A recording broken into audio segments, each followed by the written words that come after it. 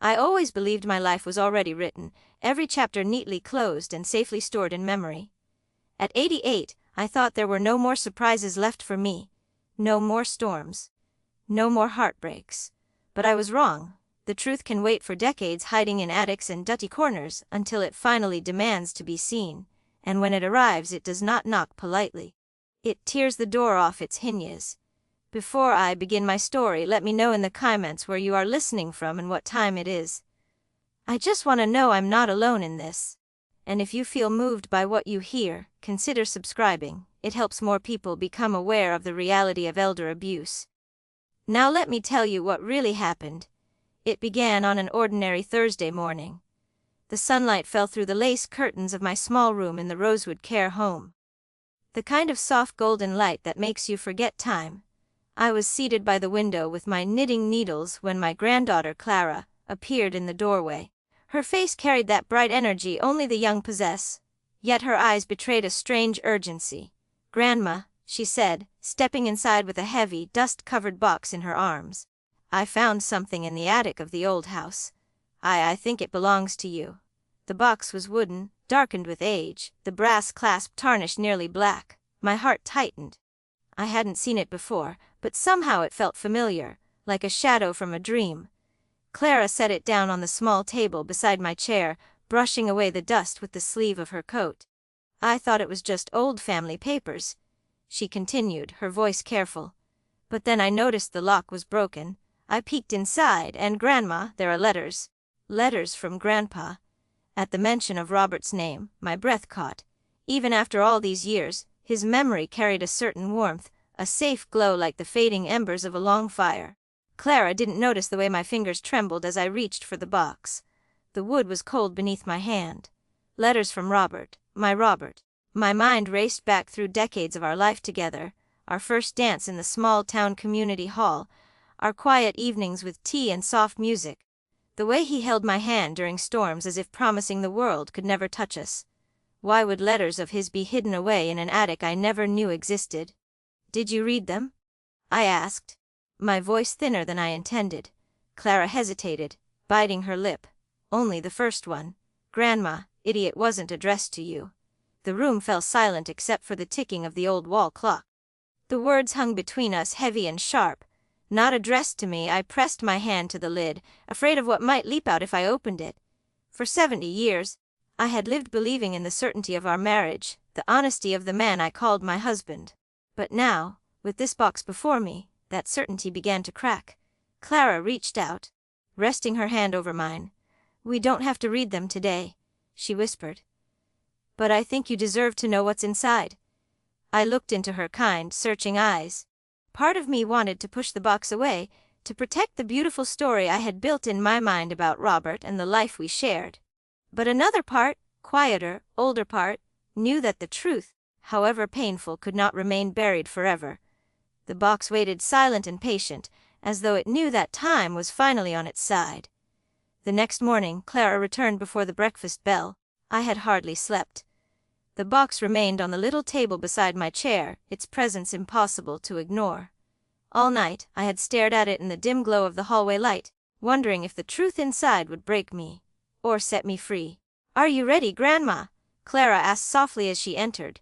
She carried 2 mugs of tea, her way of offering courage without words.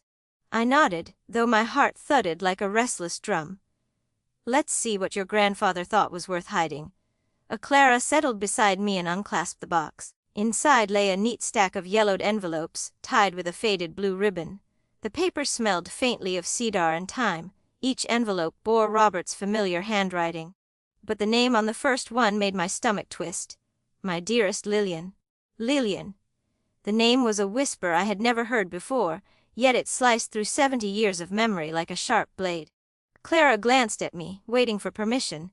My hands trembled as I gave a small nod. She carefully opened the first letter and began to read aloud. "My dearest Lillian, the nights are colder without you. I dream of the day we can be together openly, without fear or shame. The child you carry is my greatest blessing and my greatest worry. I long to hold you both, but I cannot risk everything just yet. Please know my heart belongs only to you." Clara's voice faltered.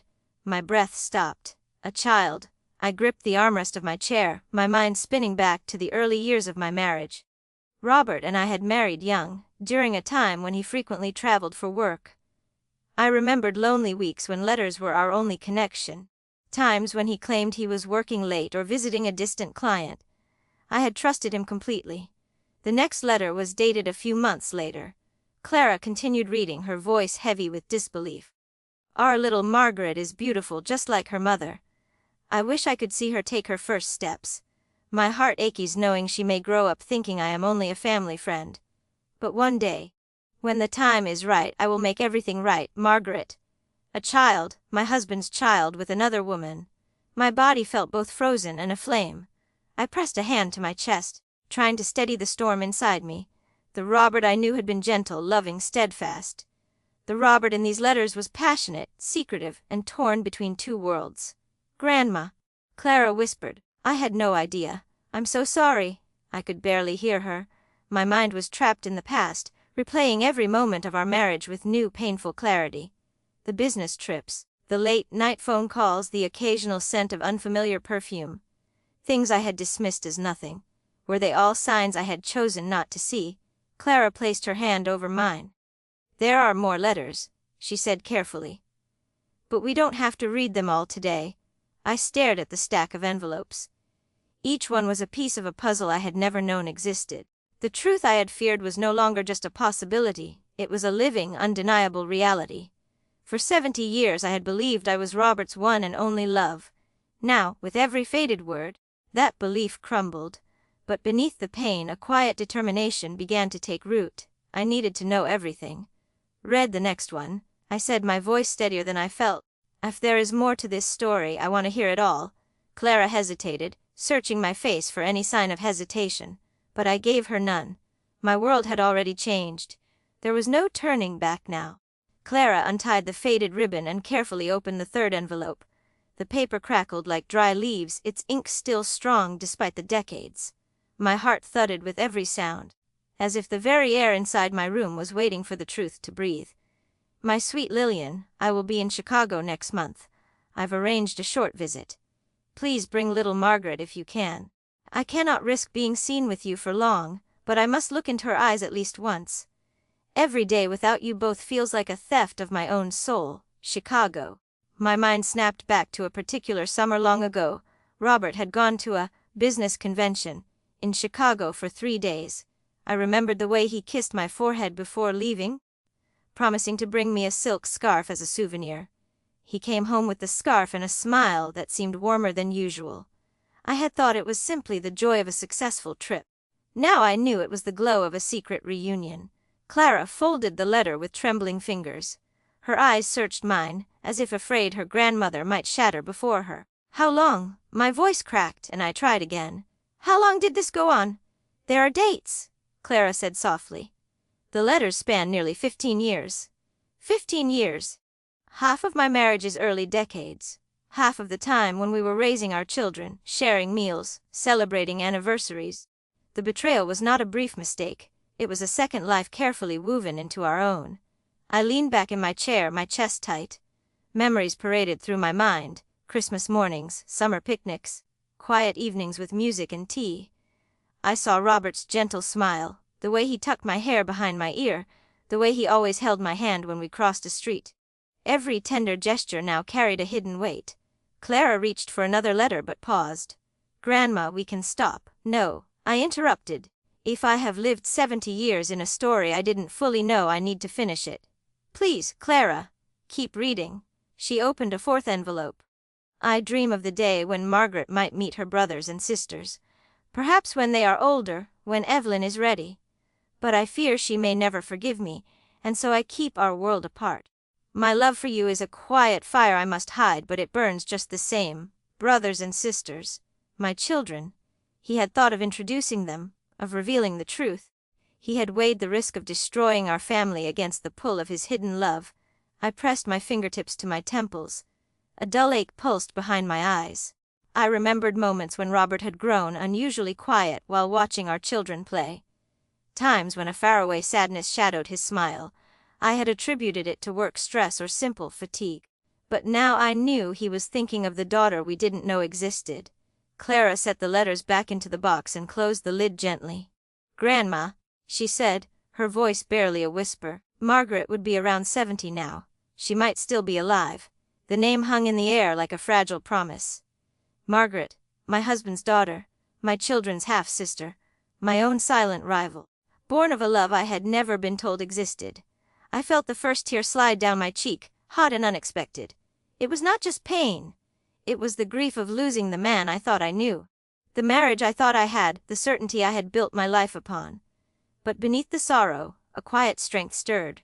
I had faced loss before, Robert's death, the passing of friends, the relentless march of time. This, too, was a kind of loss. But I was still here, and now I had a choice to let the truth break me, or to let it lead me to the final pieces of my life's puzzle. I looked at Clara, her eyes wide and waiting. "If Margaret is alive," I said slowly, "I want to find her." Clara nodded, her own determination flashing through her tears. "Then we'll find her, Grandma, together." The box sat between us like a silent witness. The past had spoken, but the future was now ours to claim. The following week unfolded in a blur of quiet planning and restless thoughts. Clara spent hours at her laptop in the care home's small library, her brow furrowed as she sifted through records, directories, and old newspaper archives. I remained mostly in my room, my knitting untouched, my mind circling the same question over and over: who is Margaret? Each evening Clara returned with small fragments of possibility, addresses that no longer existed, birth records faded by time, scattered traces of a woman who had lived her entire life in the shadows of my marriage. On the third night, Clara entered my room with a spark in her eyes. "I think I found her," she whispered, setting her laptop on the table. My heart skipped. "Where?" "She's listed as Margaret Lillian Hart in a local census record from 2 years ago. Same birth date as the one on the certificate we found. She lives just outside Madison, about 2 hours away. Madison. Only a short drive, yet 70 years of silence separated us." I tried to imagine the woman Robert's child might have become. Did she have his dark eyes, his gentle smile? Did she ever wonder about the father who visited only in secret? Clara touched my hand. "I can call her, but only if you want me to." I hesitated, my chest tight. Part of me longed to know her immediately, to fill the empty spaces with answers. Another part feared what the meeting might awaken: anger, rejection, even shame. Would Margaret hate me for the life I unknowingly took from her mother? Would she resent the years Robert chose to spend with me instead? I closed my eyes and thought of Robert, the man I loved, the man who lied, the man who, despite his betrayal, once made me feel safe in a world that often wasn't. I could no longer ask him why. But perhaps meeting Margaret could give me a piece of the truth he'd hidden. "Call her," I said finally. "But tell her only that we're family who wishes to meet. No more for now." The Clara nodded and stepped into the hallway to make the call. I sat alone with the ticking of the clock, my palms damp against the armrests. Through the thin wall I heard the muffled rhythm of Clara's voice, gentle, cautious. When she returned, her eyes glistened. "She said yes?" Clara whispered. "She doesn't know the details, but she's willing to meet us. Tomorrow afternoon at a cafe near her home. Tomorrow." My breath caught. After 70 years. Tomorrow would be the day I faced the living echo of my husband's secret. That night, sleep came in fleeting fragments. I lay awake listening to the hum of the building, the occasional shuffle of a nurse's shoes in the corridor. Memories of Robert washed over me. His laughter, his steady presence, the way he used to hum old jazz tunes while fixing a leaky faucet. I tried to reconcile that loving husband with the man who wrote those letters, the man who lived 2 lives with equal devotion. Before dawn, I rose and sat by the window. The sky outside was pale and expectant, the first light of morning stretching across the horizon. Somewhere out there, Margaret was waking to her own day, perhaps wondering about the grandmother she never knew she had. For 70 years, our lives had run parallel, separated by silence. Tomorrow, those lines would finally meet. The next afternoon, Clara drove us through rolling stretches of countryside toward Madison. The trees along the highway were dressed in shades of amber and rust, the crisp scent of autumn weaving through the air like a quiet promise of change. I sat in the passenger seat, my hands folded tightly in my lap, every mile pulling me closer to a truth I had waited a lifetime to face. Clara glanced at me as we approached the city. You don't have to say anything you're not ready to, Grandma. We can leave at any time. I nodded, though my heart thudded with a mix of dread and anticipation. I've waited 70 years for this moment, I whispered. I won't turn back now. The cafe stood on a quiet corner, a small brick building with warm yellow lights glowing through the windows. Clara parked the car and reached for my hand. Ready, as I'll ever be, I said, though my voice trembled. Inside, the air was rich with the scent of roasted coffee and cinnamon pastries. I scanned the tables, searching for a face I had never seen yet somehow expected to recognize. Then, near the window, a woman rose to her feet. She was tall and graceful, with soft gray hair swept neatly into a bun. Her eyes, dark and steady, caught mine and held them. In that instant I saw Robert, the same quiet strength, the same searching gaze. My breath caught in my throat. Margaret, I managed to say. She nodded slowly, a tentative smile tugging at her lips. Evelyn. I stepped forward, my knees trembling but my heart certain. We met in a gentle embrace, hesitant at first, then firm, as though some invisible thread had pulled us together despite decades of silence. When we sat, Clara remained close but quiet, allowing the moment to belong to us. I don't know where to begin, Margaret said softly. Clara only told me that we're family. I have so many questions. So do I replied, my voice breaking slightly. All I know is that my late husband, Robert Thompson, was your father. Margaret's eyes flickered with recognition and a sadness I understood all too well. My mother told me his name when I was young, she said. She said he loved us, but he had another life, a family he couldn't leave. Tears welled in my eyes. I never knew. He kept you both hidden from me. If I had known. My words faltered, choked by the weight of years. I can only imagine the loneliness you must have felt. Margaret reached across the table, her fingers warm as they closed around mine. I used to wonder if you hated us, she admitted. But seeing you now, I realize you were as much a victim of his choices as we were. Her kindness pierced me deeper than anger ever could. We sat for a long time, exchanging fragments of our separate lives. Her childhood memories of a man who came and went like a distant star, my recollections of a husband who seemed loving yet often distracted. Piece by piece, our two stories intertwined, forming a fuller picture of the man we both loved and lost. At one point, Margaret pulled a small photograph from her purse. It was faded but clear. A young Robert holding a baby girl, his eyes alight with a tenderness I recognized all too well. My breath hitched as I traced the outline of his face. He visited us in secret, Margaret said. Birthdays, holidays when he could. I always felt half-loved, but I never doubted he cared. I swallowed hard. He cared, I said quietly. Of that I have no doubt. But love should not live in hiding. For Margaret nodded, tears shimmering in her eyes. For a long moment we sat in silence, two women bound by the same man's choices, yet finding comfort in each other's presence. When the meeting finally drew to a close, Margaret squeezed my hands. I'd like to see you again, she said. If you'd like that too. A warmth spread through my chest, fragile but real. I would like that very much, I replied, as Clara and I walked back to the car. The late afternoon sun painted the sky in soft hues of pink and gold. I felt lighter than I had in years. The truth had wounded me, yes, but it had also given me something unexpected, a new branch of family, a chance to rewrite the ending of a story I thought was already finished. For 70 years Robert's secret had separated us. Today it had brought us together. Back at Clara's apartment that evening, the autumn air carried a gentle chill through the open windows. We sat at her dining table. A stack of old letters and photographs spread between us like fragments of a life I was only beginning to understand. Clara carefully unfolded one of the envelopes she had discovered inside the hidden box. These are all dated between 1952 and 1954, she said. The handwriting matches Grandpa's. My breath caught. Robert's script, strong, elegant, familiar, stared back at me, each word a bridge between the man I knew and the one who had lived in secret. I traced the ink with trembling fingers, memories rising like ghosts. The first letter began simply, "My dearest Margaret, I am sorry for the silence. My life here is complicated. Please know that my absence is not absence of love." I read each line slowly, the meaning sinking deeper with every sentence.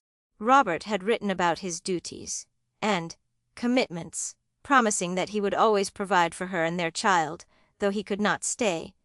There was affection in every word, but also the unmistakable burden of a man divided. Clara watched me carefully. "Grandma, did you ever suspect?" I closed my eyes, the memories returning in flashes. "He would take business trips," I whispered. "Sometimes he came home smelling of cologne I didn't wear. I told myself it was the office, the train, anything but another woman. Love makes you blind, Clara, and fear keeps you quiet." We moved on to another letter, this one softer, more desperate. "Little Margaret took her first steps today. She is strong, curious, so much like you. I ache to be there more, but my other life it traps me." A single tear slipped down my cheek. He was there for her, I murmured, both relieved and broken. Even as he betrayed us, he tried to love us both. Clara placed her hand over mine. "This doesn't erase what he did, but maybe it explains him. Maybe he was trying to protect everyone in the only way he knew how." I shook my head slowly. Protection built on lies is still a prison. Among the letters was a final envelope, unopened and marked for Evelyn if she ever finds this. My heart pounded as I lifted the fragile paper. Clara leaned closer, her eyes wide. The note inside was short, just a few lines. "Evelyn, if these words reach you, I beg your forgiveness. I loved you, I loved her. I never found the courage to make it right. My greatest failure was the truth I could not give you. Robert." I sat in silence, the weight of decades pressing down and yet, strangely, lifting. The confession did not heal the betrayal, but it gave me something I hadn't realized I needed: acknowledgement. Proof that my pain had not been imagined. Clara broke the quiet first. "What will you do now?" I folded the letter carefully, holding it to my chest. "I will keep it," I said. "Not as a wound, but as a warning. Secrets like these, they fester, they grow in the dark. I won't let them define the rest of my life." Clara smiled gently. "And Margaret?" "She is family," I answered, a quiet certainty in my voice. "Robert's secret doesn't have to be our shame. We will write a new story, one built on truth." Outside, the city hummed softly, lights flickering against the night. I felt the ache of lost years, but also the steady pulse of something new: freedom. For the first time in 70 years, the past no longer owned me. The morning sun spilled softly through the lace curtains of my small living room as I prepared for the day ahead. My hand shook slightly, not from age this time but from anticipation. Today, Clara and I were meeting Margaret, the daughter I never knew existed until weeks ago. Clara arrived first, her eyes bright with quiet determination. "Are you ready, Grandma?" she asked gently, slipping her hand into mine. "As ready as I'll ever be," I replied with a thin smile. Inside, my heart beat like a bird against its cage. For 70 years, I had lived inside a story I thought I understood. Today, that story would change forever. The cafe Clara had chosen was warm and sunlit, filled with the scent of fresh bread and coffee. I spotted Margaret immediately. She was seated near the window, a woman in her late 60s with Robert's sharp jawline and my own soft eyes. Seeing her felt like stepping into a dream, familiar and foreign all at once. When she stood, I noticed the tremble in her hands that matched my own. Clara introduced us softly, her voice almost reverent. "Margaret, this is Evelyn, your father's wife." Margaret's lips parted, her voice barely a whisper. You're her?" I nodded, unable to speak. For a long moment, we simply looked at one another, two lives converging in the space of a heartbeat. Finally, Margaret reached across the table and took my hands in hers. "I've waited my whole life to know who you were," she said. "I never blamed you. I just wanted to understand." Tears blurred my vision. "And I never knew you existed," I answered, my voice thick with emotion. "But now that I do, I don't want to waste another minute." We talked for hours. Margaret shared stories of her childhood, of a mother who loved fiercely but carried a quiet sadness. She told me how Robert visited when he could, always with gifts, always with excuses. "I used to imagine he had another life," Margaret confessed, "but I didn't know it was this life." I reached across the table and squeezed her hand. "He loved you. I believe that now, even if he failed us both." Margaret's eyes softened. "Maybe love isn't always enough, but maybe it's a start." Later, as Clara drove me home, I stared out the window at the fading afternoon light. A strange peace settled over me, gentle and unexpected. For so many years I had carried Robert's memory like a perfect portrait, untouched by truth. Now the portrait was cracked, but through those cracks came something more real. Connection, understanding, and a family I never knew I had. When we reached my apartment, Clara helped me out of the car. "Do you regret finding out?" she asked softly. I paused, letting the cool air fill my lungs. "No," I said finally. "The truth hurts, but it also heals. I am free now, free to love the family I have, not the fantasy I lost." That night, I sat by my window with Robert's final letter in my lap. I read it one last time, then placed it back into the box. For decades, it had been a symbol of betrayal. Now, it was something else, a reminder that even the deepest wounds can open the door to unexpected love. As the moonlight washed over the quiet street outside, I whispered a silent promise to the man I once adored and the family I had just found. "I forgive you, Robert. And I will cherish what remains." For the first time in 70 years, I felt whole, not because the past had been fixed, but because I had finally let it go.